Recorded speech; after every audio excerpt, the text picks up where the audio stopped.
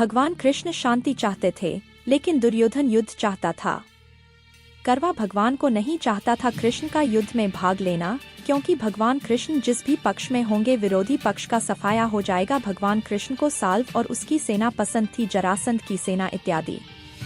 एक दिन दुर्योधन और अर्जुन दोनों भगवान के पास पहुंचे। कृष्ण को उनके समर्थन के लिए धन्यवाद।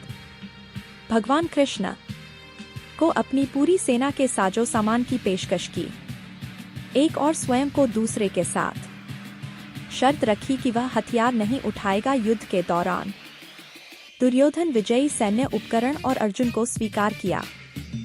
गैरलाकू भगवान कृष्ण को चुना। अभी युद्ध शुरू होने से पहले ही अर्जुन बन गए। भावुक होकर प्रभु से बातें करने लगा कृष्ण। भगवान कृष्ण ने वही कहा जो है भगवद गीता में लिखी, कुछ बातें यहाँ दी गई हैं, बोले गए श्लोक। अर्जुन ने कहा, अब मैं अपने कर्तव्य के बारे में उलझन में हूँ और इसके कारण अपना मानसिक संतुलन खो बैठा हूँ। इसमें कमजोरी है। स्थिति मैं आपसे मुझे बताने के लिए कह रहा हूँ स्पष्ट रूप से मेरे लिए सबसे अच्छा क्या है। अब मैं आपका शिष्य हूँ और आपके प्रति समर्पित आत्मा हूँ। कृपया मुझे निर्देश दें। मुझे इसे दूर भगाने का कोई उपाय नहीं मिल रहा है, दुख जो मेरी इंद्रियों को सुखा रहा है। मैं भी इसे नष्ट नहीं कर पाऊंगा। स्वर्ग में देवताओं की तरह संप्रभुता के साथ पृथ्वी पर एक बेजोड़ साम्राज्य जीते। धनवान कृष्ण कहा, सीखे हुए शब्द बोलते हुए आप उस चीज के लिए शोक कर रहे हैं जो दुहक के योग्य नहीं है। सुख और संकट की अस्थायी उपस्थिति और समय के साथ उनका गायब होना सर्दी और गर्मी के मौसम की उपस्थिति और गायब होने के समान है।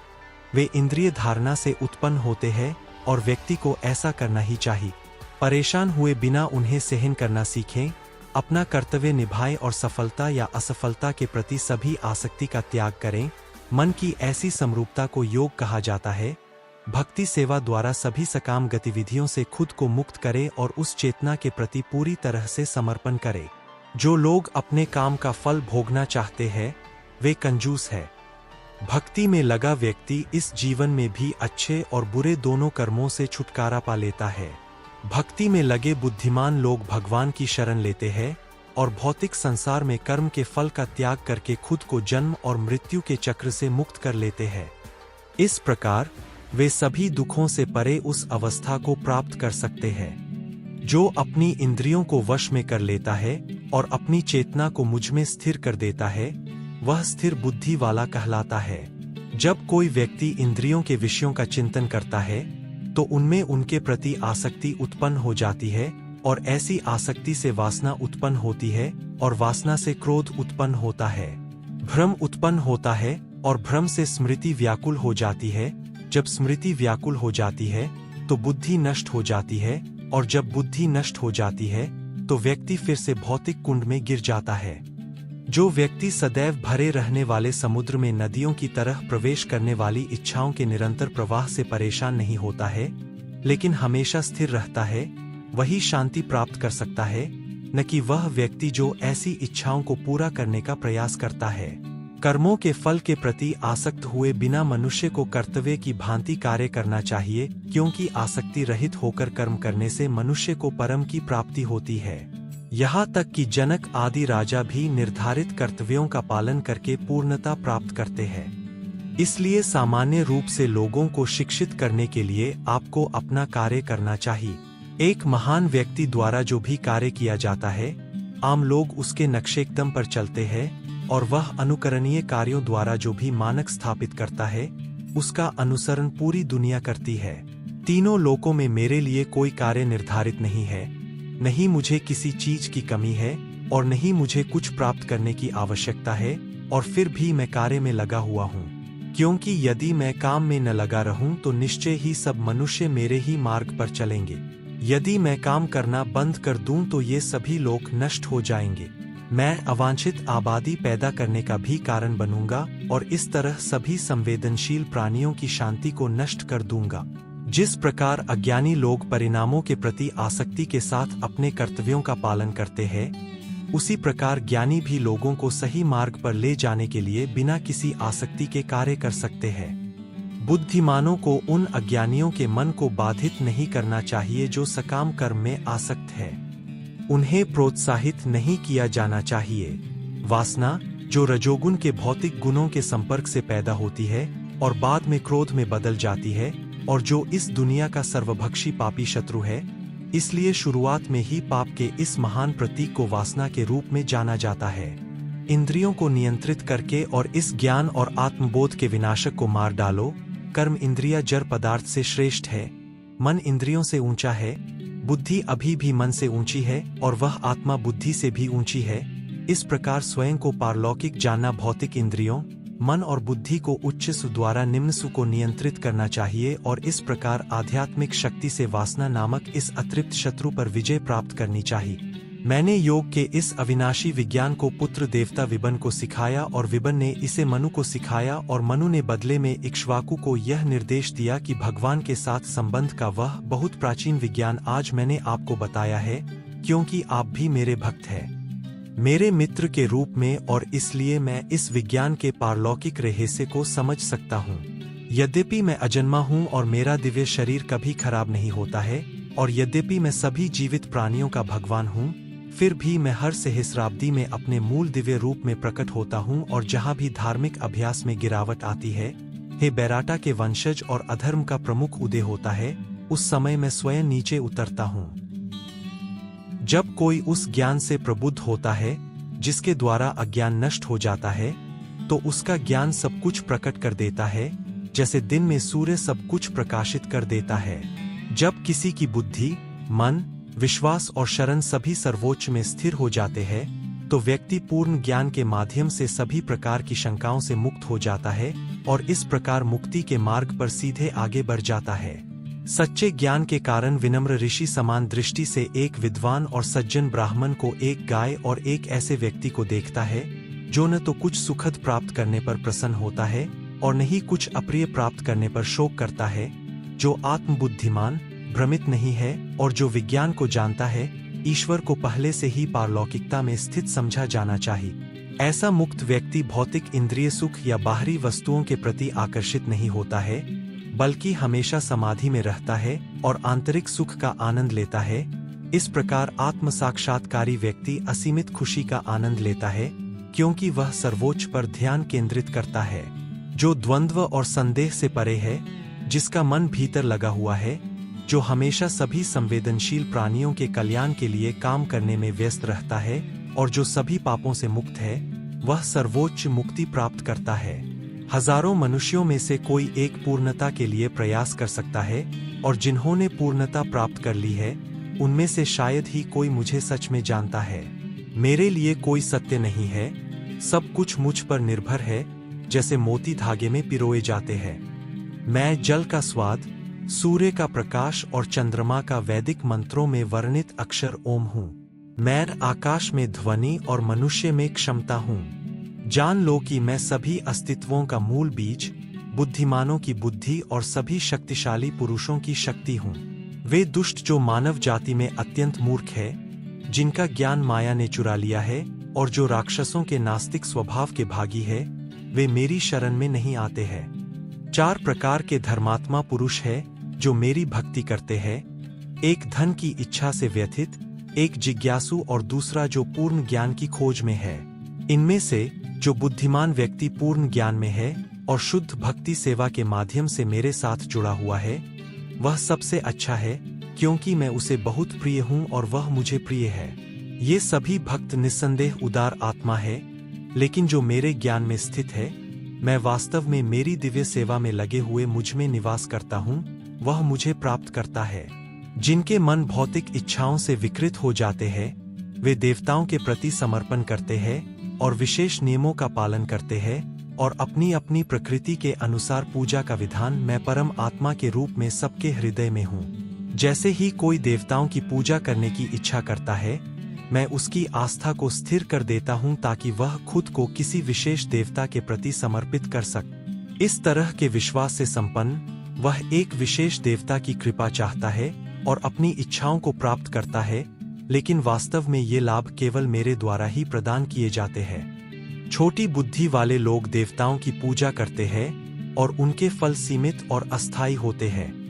जो लोग देवताओं की पूजा करते हैं वे देवताओं के लोक में जाते हैं, लेकिन मेरे भक्त अंततः मेरे सर्वोच्च ग्रह वैकुंठ में पहुंचते हैं। जो मूर्ख मुझे जानते हैं वे यह नहीं सोचते कि मैंने यह रूप और व्यक्तित्व धारण कर लिया है। अपने अल्प ज्ञान के कारण वे मेरी उच्च प्रकृति को नहीं जानते जो अपरिवर्तनीय और सर्वोच्च है। मैं मूर्खों और नासमझों के लिए कभी भी प्रकट नहीं होता हूँ। उनके लिए मैं अपनी शाश्वत रचनात्मक शक्ति योग माया से ढका हुआ हूँ और इसलिए भ्रमित दुनिया मुझे नहीं जानती है कि मैं भगवान के सर्वोच्च व्यक्तित्व के रूप में अजन्मा और अचूक हूँ। मैं वह सब कुछ जानता हूँ जो अतीत में हुआ है, जो कुछ वर्तमान में हो रहा है और वह सब चीजें जो अभी आने वाली है। मैं भी सभी जीवों को जानता हूँ परंतु मुझे कोई नहीं जानता।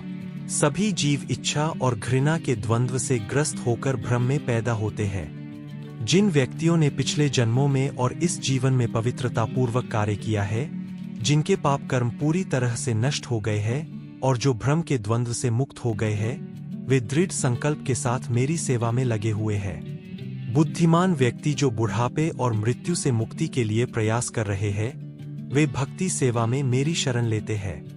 वे वास्तव में ब्राह्मण हैं क्योंकि वे पारलौकिक और सकाम गतिविधियों के बारे में सब कुछ पूरी तरह से जानते हैं। जो लोग मुझे भौतिक अभिव्यक्ति के नियामक सिद्धांत के रूप में सर्वोच्च भगवान के रूप में जानते हैं, जो मुझे सभी देवताओं में अंतर्निहित और सभी बलिदानों को बनाए रखने वाले के रूप में जानते हैं, वे स्थिर मन से मृत्यु के समय भी मुझे समझ और जान सकते हैं। क्योंकि तुम मुझसे कभी ईर्ष्या नहीं करते, मैं तुम्हें यह अत्यंत गुप्त ज्ञान प्रदान करूंगा जिसे जानकर तुम भौतिक अस्तित्व के दुखों से मुक्त हो जाओगे। यह विद्या सभी रहस्यों में परम रहस्य विद्या राजा है। यह शुद्धतम ज्ञान है और क्योंकि यह आत्मबोध द्वारा स्वयं का प्रत्यक्ष बोध कराता है, यह धर्म की पूर्णता है। यह चिरस्थायी है और इसे आनंद पूर्वक किया जाता है। जो लोग भक्ति के मार्ग पर निष्ठावान नहीं है वे मुझे प्राप्त नहीं कर सकते, बल्कि इस भौतिक संसार में जन्म और मृत्यु में लौट आते हैं।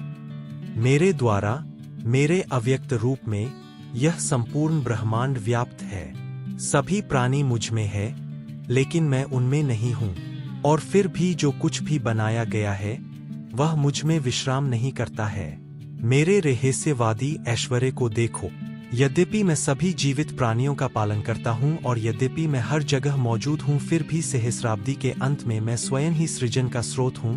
प्रत्येक भौतिक अभिव्यक्ति मेरी प्रकृति में प्रवेश करती है और दूसरी सहस्राब्दी की शुरुआत में अपनी शक्ति से मैं फिर से सृजन करता हूँ। संपूर्ण ब्रह्मांडीय व्यवस्था मेरे अधीन है। मेरी इच्छा से यह बार बार प्रकट होता है और मेरी इच्छा से ही अंत में नष्ट हो जाता है। ये सारे काम मुझे बांध नहीं सकते। मैं सदैव तटस्थ भाव से अलग बैठा रहता हूँ। यह भौतिक प्रकृति मेरे निर्देशन में कार्य कर रही है और यह सभी चर और अचर प्राणियों को उत्पन्न कर रही है। इसके नियम से यह अभिव्यक्ति बार बार बनती और नष्ट होती है। जब मैं मानव रूप में अवतरित होता हूँ तो मूर्ख मेरा उपहास करते हैं। वे मेरी दिव्य प्रकृति और सभी चीजों पर मेरे सर्वोच्च प्रभुत्व को नहीं जानते हैं। जो लोग इस प्रकार भ्रमित होते हैं वे आसुरी और नास्तिक विचारों से आकर्षित होते हैं। उस भ्रमित स्थिति में उनकी मुक्ति की आशा, उनकी सकाम गतिविधियां और उनकी ज्ञान की संस्कृति सभी पराजित हो जाती है। जो लोग भ्रमित नहीं है वे महान आत्माएं दिव्य प्रकृति के संरक्षण में है। वे पूरी तरह से भक्ति सेवा में लगे हुए हैं क्योंकि वे मुझे भगवान के परम व्यक्तित्व, मूल और अटूट के रूप में जानते हैं। ये महान आत्माएं सदैव मेरी महिमा का कीर्तन करते हुए, दृढ़ निश्चय के साथ प्रयास करते हुए, मेरे सामने झुकते हुए भक्तिपूर्वक मेरी पूजा करते हैं। अन्य जो ज्ञान की खेती में लगे हुए हैं, परम भगवान की पूजा एक दूसरे से रहित, अनेकों में विविध और सार्वभौमिक रूप में करते हैं। लेकिन यह मैं ही हूँ जो अनुष्ठान करता हूँ, मैं ही यज्ञ करता हूँ, पूर्वजों को अर्पित करता हूँ, उपचार करने वाली जड़ी बूटी हूँ, दिव्य मंत्र हूँ। मैं मक्खन, अग्नि और हव्य हूँ। मैं ही इस ब्रह्मांड का पिता, माता, आधार और पौत्र हूँ। मैं ज्ञान का विषय, शुद्ध करने वाला और शब्दांश ओम हूँ। मैं ऋक्, साम और यजुर, वेद भी हूँ। मैं लक्ष्य हूँ, पालनकर्ता हूँ, स्वामी हूँ, साक्षी हूँ, आश्रय हूँ और सबसे प्रिय मित्र हूँ। मैं सृजन और सहार हूँ, हर चीज का आधार, विश्राम स्थान और अनंत भी। मैं गर्मी, बारिश और सूखे को नियंत्रित करता हूँ। मैं अमरत्व हूँ और मैं मृत्यु का साक्षात स्वरूप भी हूँ। होना और न होना दोनों ही मुझ में है। जब वे इस प्रकार स्वर्गीय इंद्रिय सुख का आनंद ले लेते हैं, तो वे फिर से इस नश्वर ग्रह पर लौट आते हैं। इस प्रकार वैदिक सिद्धांतों के माध्यम से वे केवल टिमटिमाता हुआ सुख ही प्राप्त करते हैं। लेकिन जो लोग मेरे दिव्य स्वरूप का ध्यान करते हुए भक्तिपूर्वक मेरी पूजा करते हैं, मैं उनके लिए जो कुछ भी अभाव है उसे पूरा करता हूँ और जो कुछ उनके पास है उसे सुरक्षित रखता हूँ। जो लोग देवताओं की पूजा करते हैं वे देवताओं के बीच जन्म लेंगे। जो लोग भूत प्रेतों की पूजा करते हैं वे ऐसे ही प्राणियों के बीच जन्म लेंगे। जो पितरों की पूजा करते हैं वे पितरों के पास जाते हैं और जो मेरी पूजा करते हैं वे मेरे साथ रहेंगे। यदि कोई मुझे प्रेम और भक्ति के साथ एक पत्ता, एक फूल, एक पानी का फल प्रदान करता है तो मैं इसे स्वीकार कर लूंगा।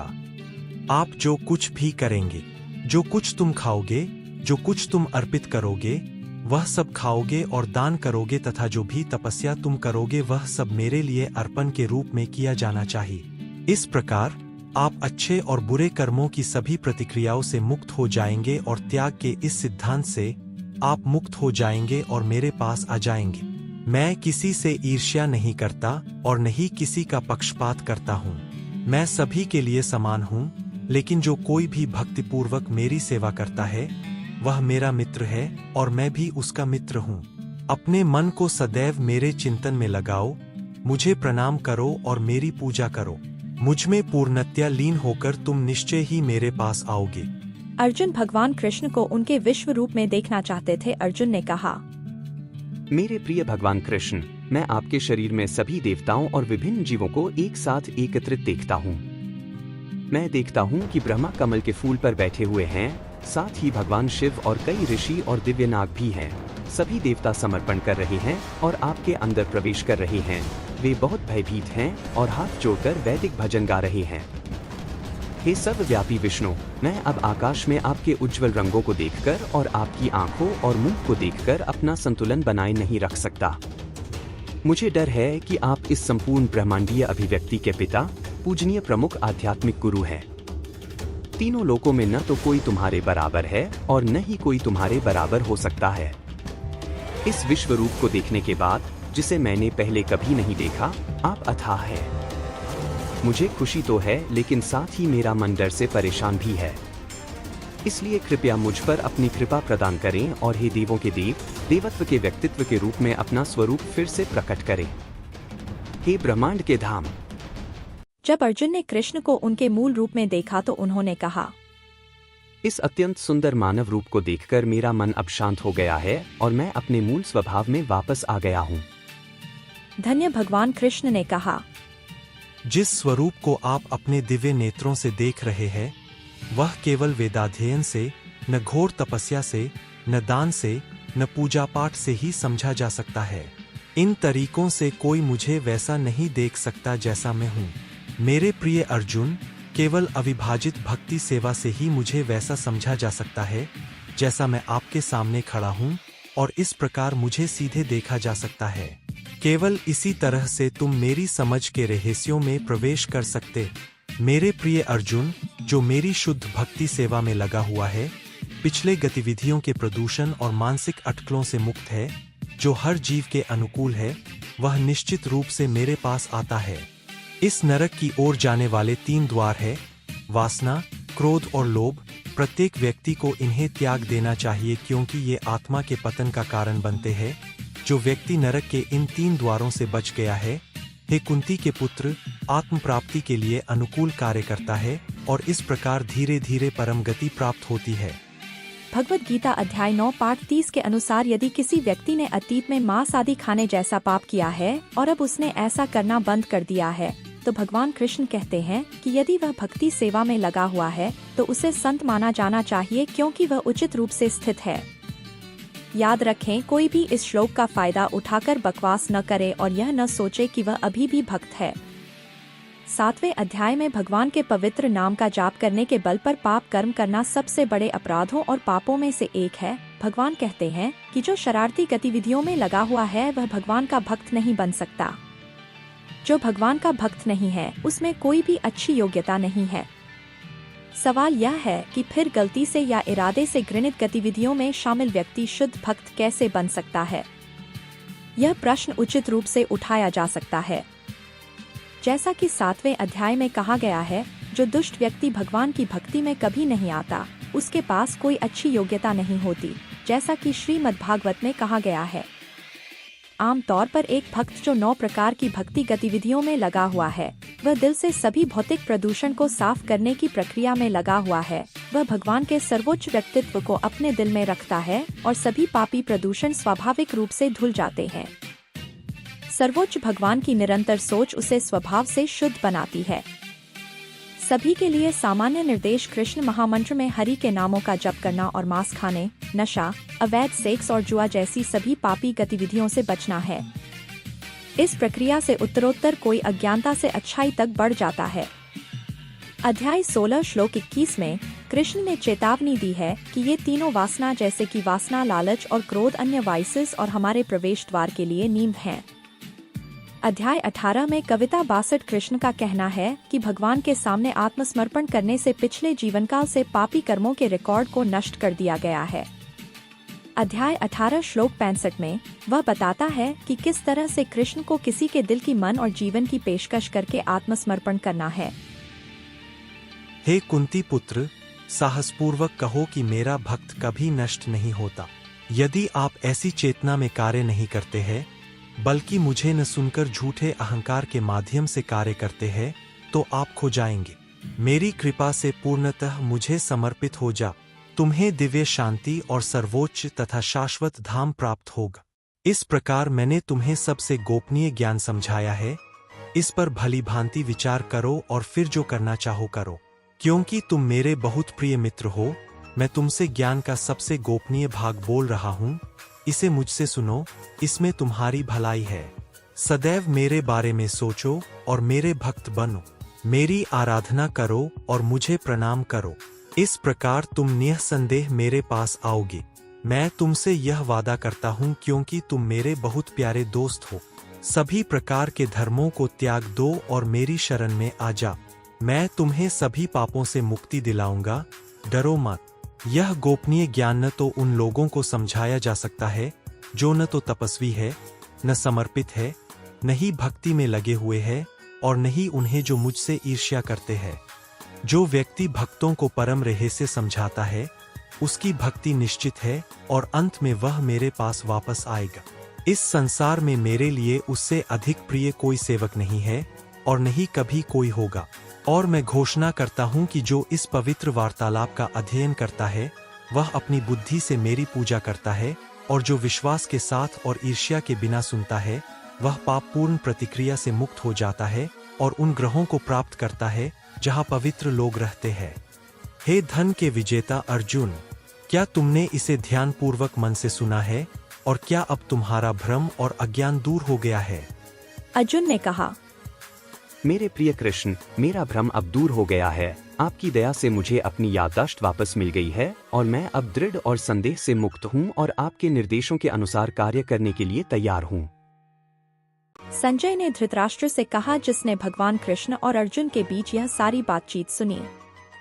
2 महान आत्माओं भगवान कृष्ण और अर्जुन की बातचीत इतनी अद्भुत है कि मेरे रोंगटे खड़े हो जाते हैं। वासा की दया से मैंने ये अत्यंत गोपनीय वार्ता सीधे सभी रहस्यवाद के स्वामी कृष्ण से सुनी है, जो व्यक्तिगत रूप से अर्जुन से बात कर रहे थे। हे राजन, जब से मैं कृष्ण और अर्जुन के बीच इस अद्भुत और पवित्र संवाद को बार बार याद करता हूँ, मुझे हर बात पर रोमांचित होने में खुशी होती है। हे राजन, जब भी मैं भगवान कृष्ण के अद्भुत रूप को याद करता हूँ, तुम और भी अधिक आश्चर्यचकित हो जाता हूँ और बार बार आनंदित होता हूँ। जहाँ सभी रहस्यों के गुरु कृष्ण है और जहाँ सर्वोच्च धनुर्धर अर्जुन है, वहाँ निश्चित रूप से ऐश्वर्य, विजय, असाधारण शक्ति और नैतिकता होगी, ऐसा मेरा विचार है। 2 महान आत्माओं कृपया अधिक श्लोक पढ़ने के लिए श्रील प्रभुपाद द्वारा संस्कृत से अनुवादित भगवद गीता को पढ़ें। ये भगवद गीता के कुछ श्लोक थे। कृपया इस गुड लक चैनल को सब्सक्राइब करना न भूलें। भगवान कृष्ण और राधा रानी आप सभी पर कृपा करें। हरे कृष्ण।